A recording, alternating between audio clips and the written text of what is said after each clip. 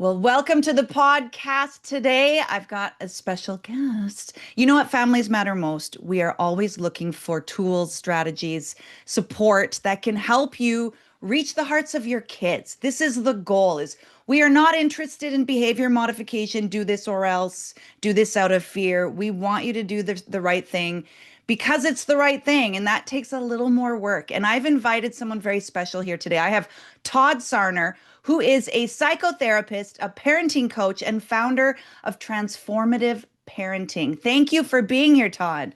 I'm so happy to be here and I feel very special.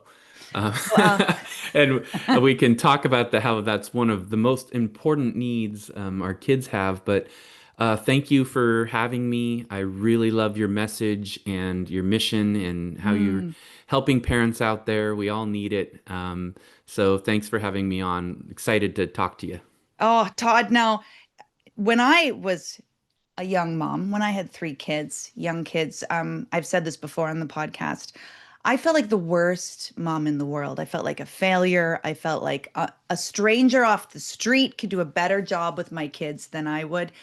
I just about daily, I would end up yelling at them, trying to get out the door, the power struggles that were in place, defiance.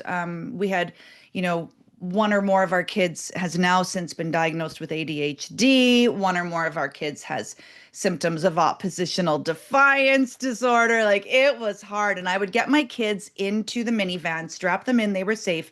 And then I would sit on my step and cry. And it was so hard. Now, what I love about what you do is I know you're a huge fan of Gordon Neufeld, so am I. You've had lots of training. You worked at the Neufeld Institute for many years. You have so much expertise in the world of attachment parenting. So I want to ask you, what is attachment parenting? What does that even mean? Oh wow. I really feel like I better do really well here with all this experience. And yeah, there one of the main things is when I have new clients call me, they may or may not have any idea about what attachment science is, and Yeah, Mo's a little fearful because if they haven't heard of attachment science, I'm like, okay, good.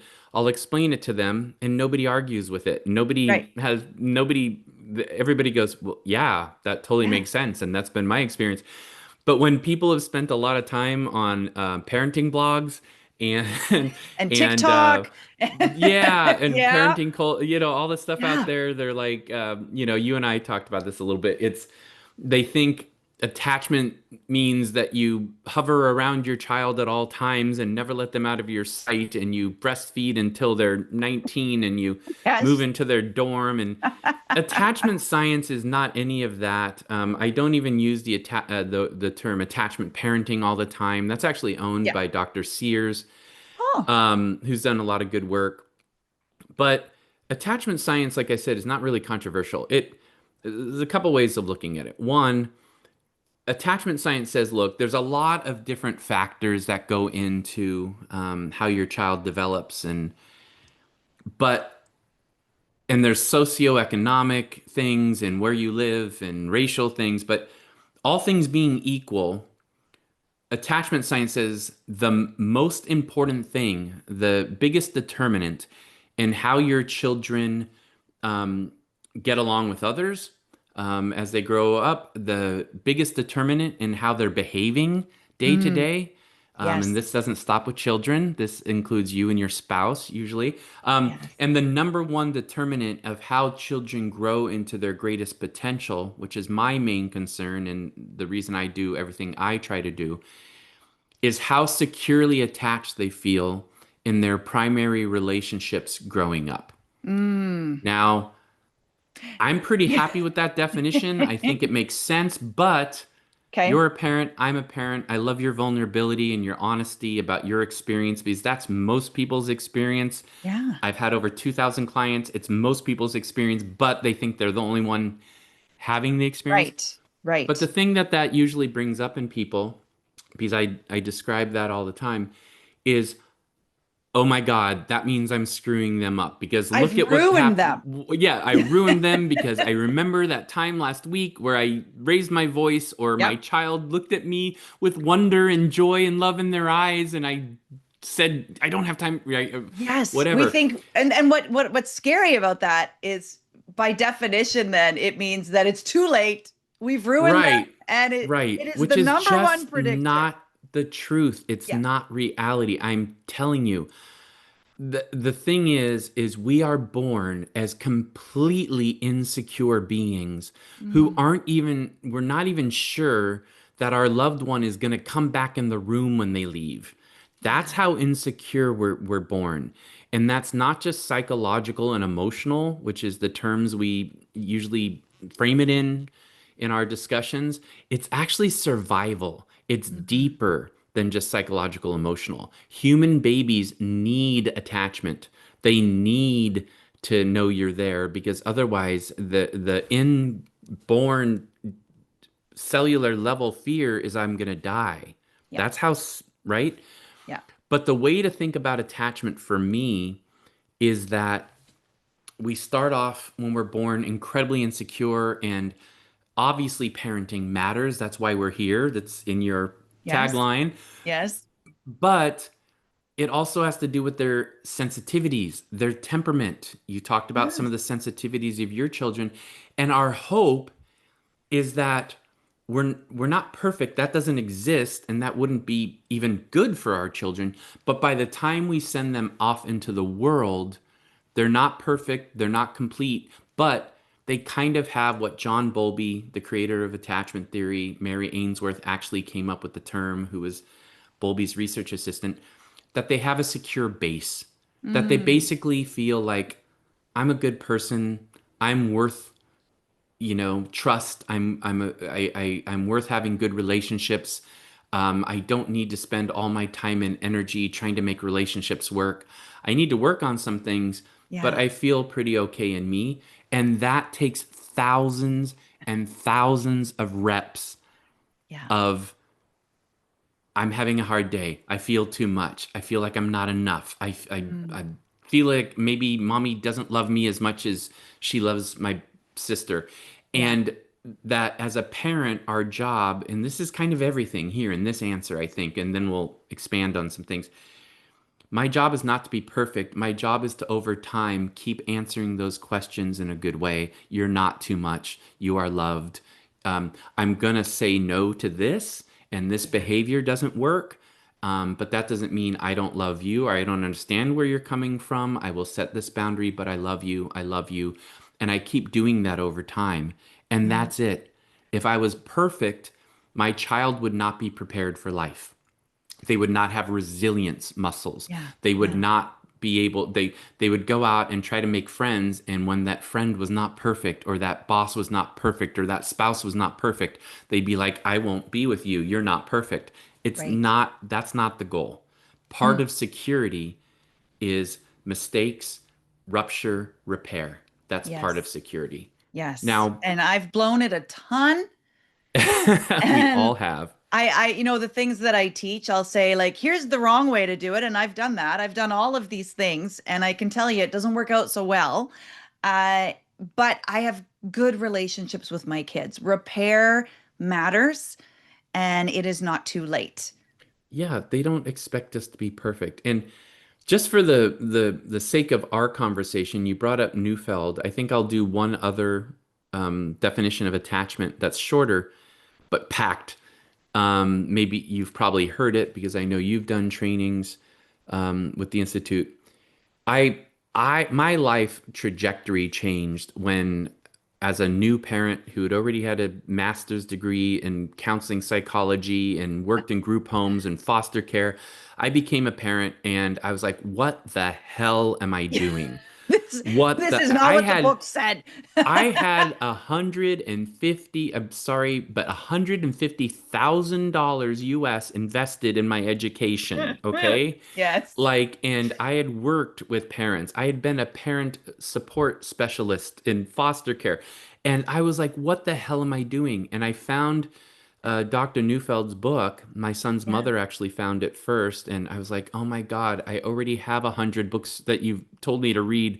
Yeah. And I read it, and all the dots connected Hold of on to your kids. hold on to your kids. Yep. Everything made sense. It was like this Yep. movie where you figure out what's been going on the whole time. I'm like, I know. this makes all my experience and my feelings and the theories I've learned come together. Yes.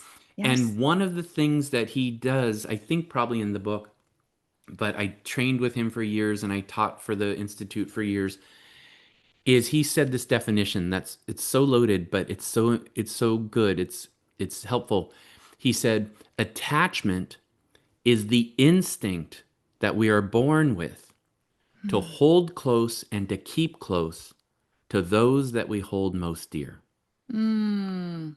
The really important, I'll say it one more time, but the most important thing of that definition that is practical for you as a parent is that attachment is an instinct. It is not thought out. This is Yeah. true of your friendships. This is true of your love relationships as an adult. Mm. But boy, oh boy, is it even more true for your kid that they have an inborn instinct in them that if they're attached to you, which takes a little work, it takes a little practice, it takes building a culture around them, Yes. they want to do good for you. They want Yes. to listen to you. That is their instinct. But for the Kids. purposes of our conversation, Yes. there's a instinct that goes along with it that I'm just trying to set up here, and then we'll have our back and forth. There's an instinct that goes along with it. Jen, if you're my best friend and we are attached, my instinct is Jen calls me and says, "Todd, do you want can you do this thing? It's really important." What do I say without thinking? Oh, absolutely. Of course I would. Yes, yes. It's my instinct. I want to do for you. I want to help you. And I know you would do that for me. That's Hmm. how it is when we currently have an on attachment. But there's another instinct that if wanting to be close to you sets me up for too much frustration, too much pain, I can't do it. Jen's not returning my calls for a long time. I run into a friend and they say, "Oh, Jen just says she doesn't want to hang out with you anymore." I am going to have a different instinct inside that is rooted in my instinct to attach to you. And that's what we call defensive detachment. Right. And defensive detachment is my brain's instinct to say, Jen doesn't want to be with me. Okay, fine. I hate Jen. Like, I don't care about Jen, right? And that doesn't mean you truly don't care about Jen in our hypothetical. It means wanting to be close to Jen sets me up for feeling pain. So I'm going to pretend I don't. And Now, that is such an important thing to understand in our parenting. Are we doing things that invoke that instinct?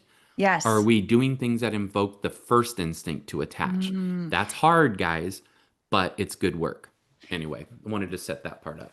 Do you think defiance is always the defensive detachment? No.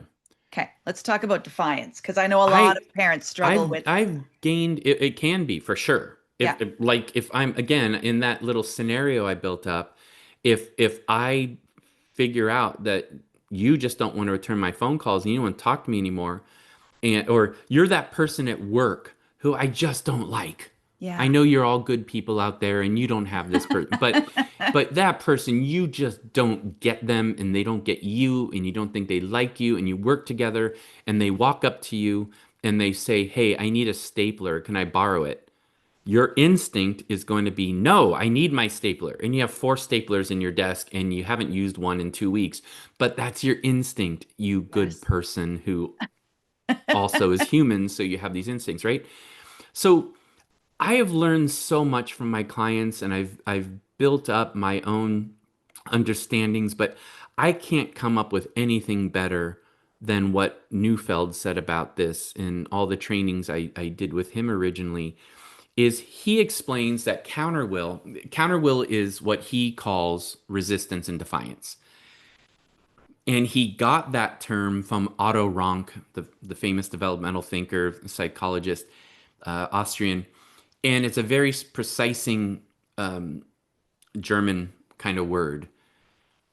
Will is a good thing. Will is not a bad thing. When my parents come to me and they have a 5-year-old and he's very strong-willed and he won't that's not exactly what's happening. Will is I want to achieve a goal. I'm going to work towards it. I don't want to do my homework, but I know I get play on the other side of it, so I'm going to do it. Right. Will Right. is I don't totally feel like awake right now, but I'm going to do my work or I'm going to appear on a podcast or that's not up. But counter will is different. It's not will. It's I perceive that your agenda for me is being imposed on me, and so I'm going to counter that. Yeah. That's different. Does that make sense the way I'm describing it, Jen? I know Oh yes, the you've way heard that these I terms. teach when I'm teaching group sessions on this type of topic to do with defiance and strong will, I'll actually say, okay, if I were to push on your chest, is your instinct to back up or is your instinct to push to like to fight back? Mine, I actually, yeah. I push back every time, and I think I everybody's different. Temperament is there too, right? I saw Dr. Daniel Siegel in a training. I did several trainings with him, parenting from the inside out, all these things, Mindstorm or about teenagers or Brainstorm. Um, I did several trainings with him years ago, and one of them he brought a nice therapist up on stage because it was all therapists, Yes. and he just said, just do whatever feels natural, whatever. And he pushed the person, and they immediately pushed him back. Yep. It's the same exact thing you're saying. And That's he was me. just trying to demonstrate that. Now, Yeah. getting more specific into your question is Neufeld says that counter will, because Otto Rank didn't talk about attachment in its context, the attachment context for counter will is one, if I'm attached to you right now, like I'm saying, I'm not going to have counter will. If I'm not feeling attached to you right now, I'm going to have counter will, right? Mm, And so Neufeld describes it as there's two developmental reasons why we have the instinct to defy. And it's very important to understand the differences because if you don't, you're going to respond the wrong way. The right. first one is along the lines of what I just said, that the first and most important and most predominant instinct to defy, to have counter will, is because I don't feel connected to you right now. Yeah. And Yeah. parents make the most fundamental mistake I have, and they take relationship for granted Mm, with their kids, with their spouse. They walk in and they just start talking what to do. Hey, we yeah. have to do this, whatever. And kids brace. And what's really important, and so does your spouse, what's really important to Yeah. Yeah. understand is that this instinct is there to protect them.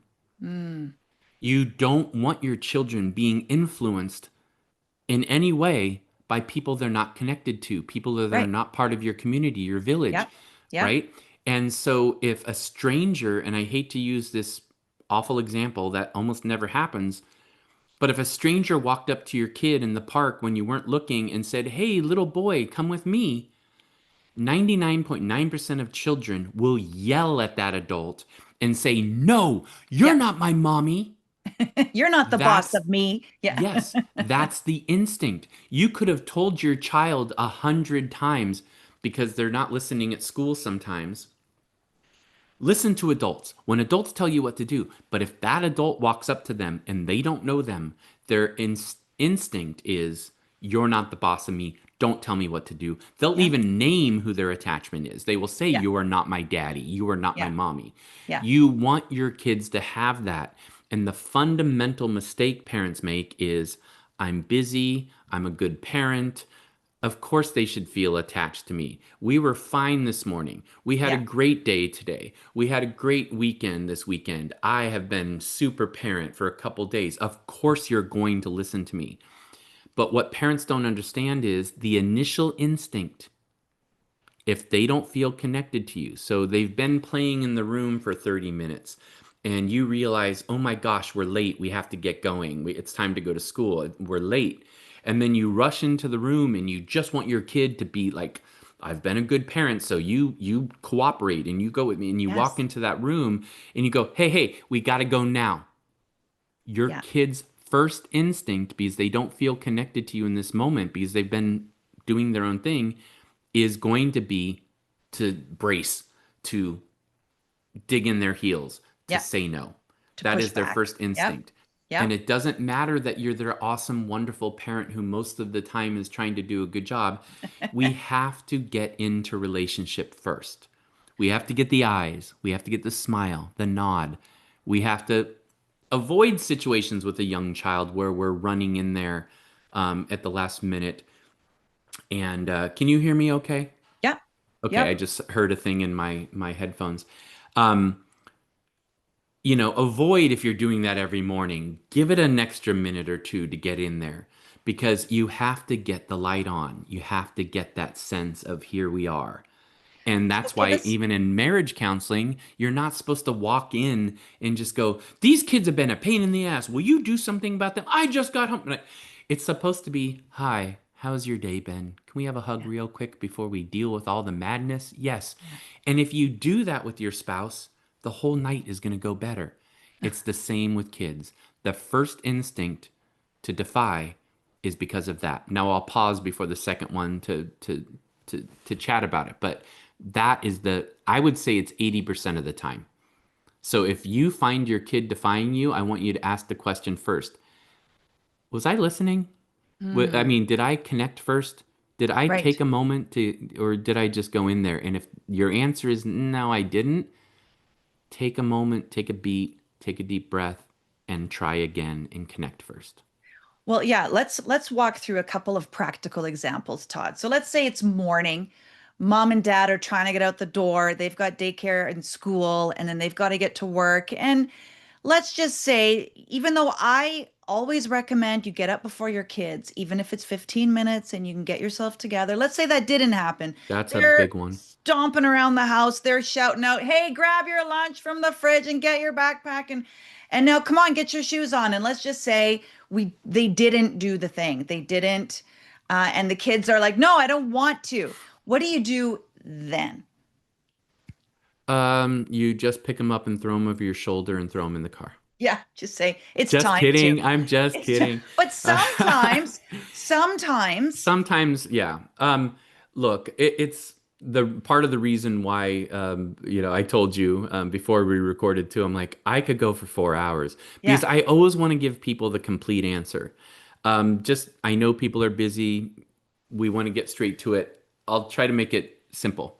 okay, My main thing before saying what to do in that situation is I believe parenting is 90% what you do beforehand to avoid the situation in the first place.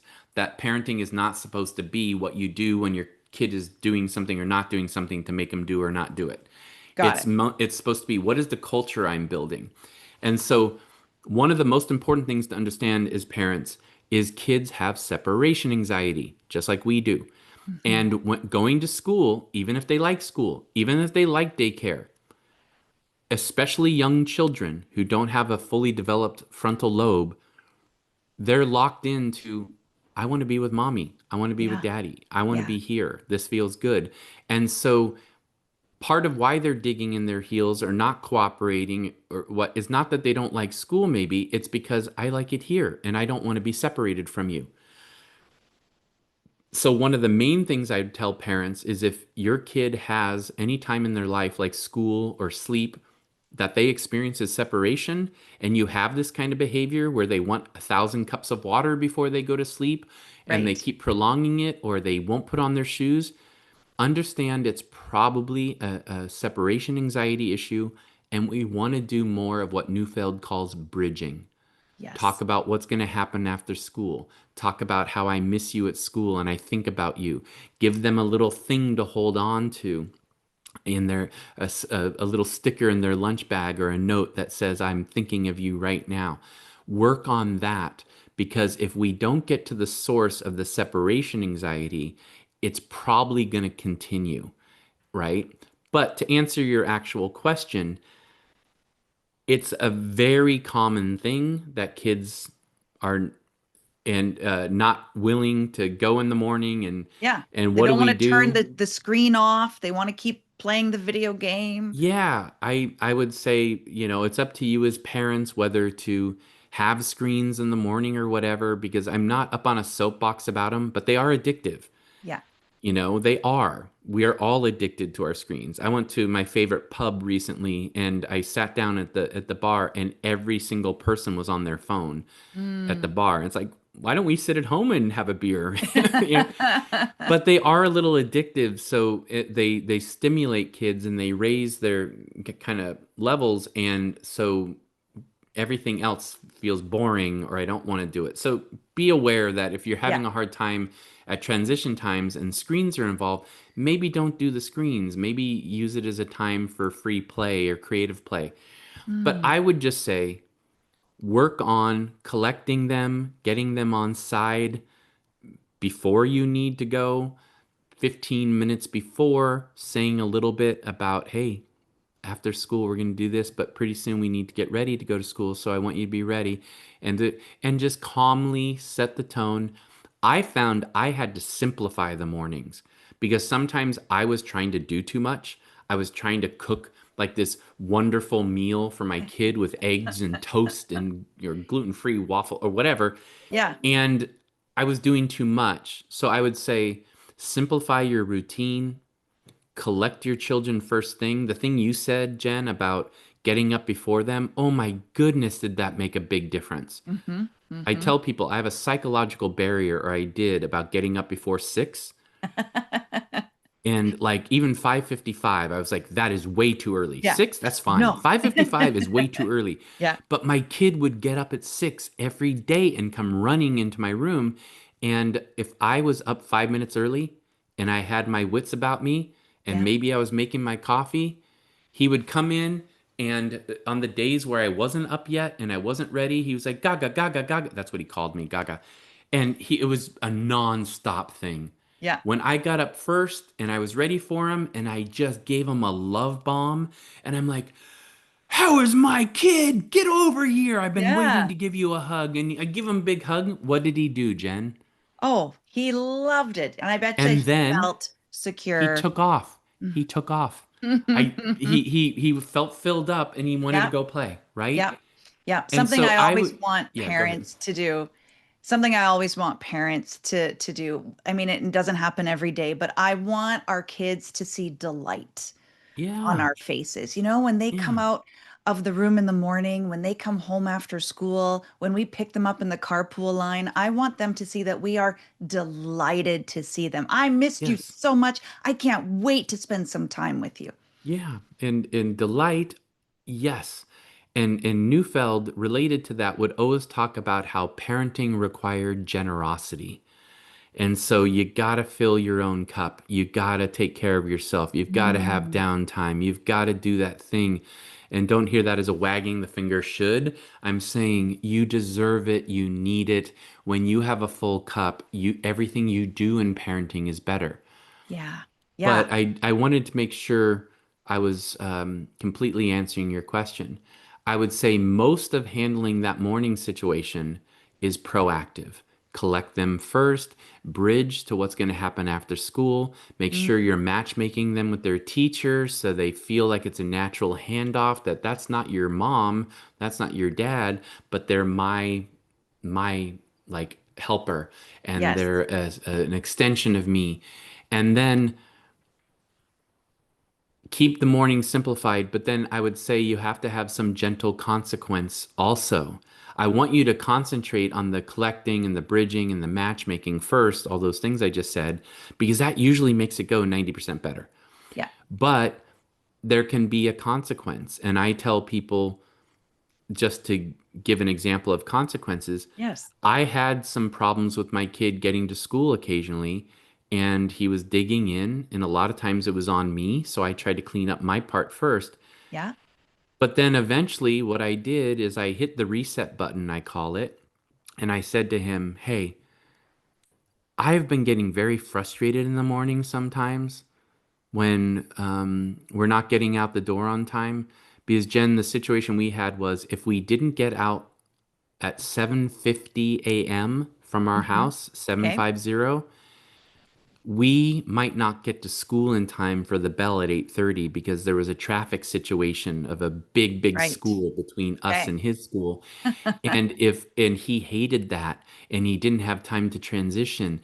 And so I felt stress about that. And so I was being stressed about it. I said, "Hey, I'm sorry I get stressed. I just want you to get school on time. But for now on, I'm not going to get upset. This is what I'm going to do. I'm going to give you a couple heads ups. I'm going to tell you at 7:30 and I'm going to tell you at 7:45, 'Hey Ben, we're going to go in 5 minutes.' And Hmm. then when it's time to go, I'm going to tell you. And if for any reason you push back or I'm not going to get mad, but we're going to get to school late. And I know you don't like that." And he said, "Okay." But I did it at a time where everything's fine. We're Yep. connected. It wasn't in the heat Yep. of the moment. And Right. then you know what I did? I prayed that it would happen. This is such a powerful mindset shift for parents. Pray that it's going to happen. Hope that it's going to happen because Yes. that's going to give me an opportunity to practice, just like meltdowns. Like we can talk another episode about setting limits and meltdowns. But I tell parents, go hope it's going to happen. And you know what they tell me? It didn't happen. I was so ready for it. I wanted it to happen. But if it does happen, they're so much better in their mindset and their Yeah. attitude Yep. that they handle it better and it goes quicker. But going Mm. back to our consequence, I hoped it would happen. And I don't know, a week later or something, this is a long time ago. A week later or something, we're having that morning. Yep. It And I happened. stayed calm and we got in the car and we were in the total gridlock traffic because there was two schools across the street from each other in between our school and his school. And we got there late and we got there and the door was closing and that's when Uh-oh. he realized, "Oh my gosh, I'm late. I can't play on the playground." And Yeah. he looked at me and a time before I had been rattled and Yep. frazzled about it. See, this This is is why why we you need need. to get it Yep. right. Yep. Exactly. But this time I was ready for it. I had planned for it. And I said, "Hey, Ben, I know you're disappointed. You really wanted to get here early. I try. But your friends are here and your teacher's here. You're going to have a good day. Let's just try harder to get here on time from now on." And I'm not here selling miracles. I'm not selling a book. I'm not, guys, Yep. anybody who tells you there's a miracle, they're lying to you or they're trying to sell you something. Yep. But I am here to tell you I didn't have that situation again. I did Hmm. have to warn him, and I tell parents to expect 2 or 3 times that you have to do it the right way before Yep. it gets ingrained. Expect that. Expect 2 or 3 times you're late in that situation, Yes. but you let it happen, Yeah. okay? And As long as you know you've been clear. this is letting the natural consequence work its magic and stepping out of the power struggle. Because whenever I've stepped in and said, see, this is why you need to listen to me. You did this to yourself and now it's your own fault. Well, then it's an easy shift now. Now the issue isn't my child working on his own heart about the disappointment that he's having, with himself. Now all of a sudden it's an easy blast towards me and it's me versus the child now. So Right. now we're in a defiance, in a power struggle. It's him versus me and we've completely missed the lesson. Absolutely. And So just I step out use of it. this term a lot in jest for several things, but just practically, let's not even talk about what feels good morally and ethically and how the parent Right. namaste I want to be. Let's just talk about practical. That approach has never worked in the history of ever. Right. There's never been a parent who said, "This is why," and that it worked. I It doesn't defy work. you to tell me an example. I've Yeah. had 2,200 clients. I've never heard it. No child has said, as a matter of fact, Father, I believe you are correct. And I will listen to you. That's exactly the way I say it. Yeah. It's just like I'm a marriage counselor too. I have to talk Yeah. to husbands a lot. Yes. It has Yes. never worked in the history of ever to tell your wife to calm down. Yeah. That's right. Like, please go ahead and try it if you'd like. I defy Hmm. you to tell me your wife went, "You know what? You're right. I was getting Actually, irrational and hysterical, and I think I'm going to calm now. Thank you, husband, thank for you. pointing Thank you. me to the truth." No, Yeah. No. you know, Never. Never. I will relax now. What I'm hearing, so there's kind of so my community, I love the parents in my community. Everyone wants to do their best. Everyone Yes, wants to be that's a good been my parent. experience too. We blow it all the time. That's what we do. We make mistakes. But what I want to make sure that everyone's hearing from Todd today is that yes, connection is important and let's do it. Let's work on it. Let's start now, right? Let's start wherever we're at. Let's make sure we are connecting, reconnecting with our kids. But let's also, and I love that you brought this up, the whole like taking care of yourself. It can be easy, that pendulum swings. It can be easy to move into, I can never say no to my kids. I always have to put them first. I never get any me time because that means I'm putting myself ahead of my kids. And that's just not being a good mom. And I want them to have a good connection and they don't feel attached to me now. So it's my fault. Like, do you see how we can just, it's 3 in the morning and we're overanalyzing everything and how it's no fair and we never get any time to Googling, am I ourselves. screwing up my child? So, so yeah, I love that you brought that up too, Todd, about, within reason, we can't, and it's not healthy. Our kids, here's my hot take. Our kids Yes. are not the center of the universe. Our family is important to us, right? And Yeah. but you matter too, moms and dads. And so we have to find a way to know that rupture is going to happen. Our kids are not always going to like our decisions, and that is okay. In fact, normal. In fact, good for them. Yeah. Again, we're talking about Neufeld a lot today because you're Canadian and I know you love his work and he I was so do. important to me, but his whole attitude of being the alpha parent. Yep. And that alpha parent doesn't mean dictator who yells and takes things away, Yeah. or some, weird, thing out in society about alpha males or whatever. Alpha is you're a mama bear, you're a papa bear. And one of the most impactful things I heard from Neufeld early on as a parent was parenting is about who you are to your child, not what you do. And if Mm, you understand that, you understand that the alpha, and it could be controversial if you hear me the wrong way. My main job as an alpha parent, as a papa bear, or yours as a mama bear, is not to make my child happy. it's true. That is not my main job. Yep. Now, I even say that after decades of doing this, and I cringe a little bit, like, I want my kid to be happy. That's not, of course we do. But Yes. happiness is a byproduct of being taken care of. Yep. Okay. Yep. And building resilience muscles and learning consequences in a non punishing way. Happiness is not like your kid would want ice cream for dinner. That would make them happy. But your job is to make sure their belly is full with nutritional food that hopefully they like, Yeah. right? So they grow and so their blood sugar's okay and they don't melt down at dinner because after dinner because they had a sugar spike, right? Yep. My Yep. primary job is to take care of you. And so that should be my mantra. What is it in this moment to take care of you? And believe me, you've been doing this. You're clearly very experienced. I've been doing this a long time. You're a parent. I'm a parent. We all know this.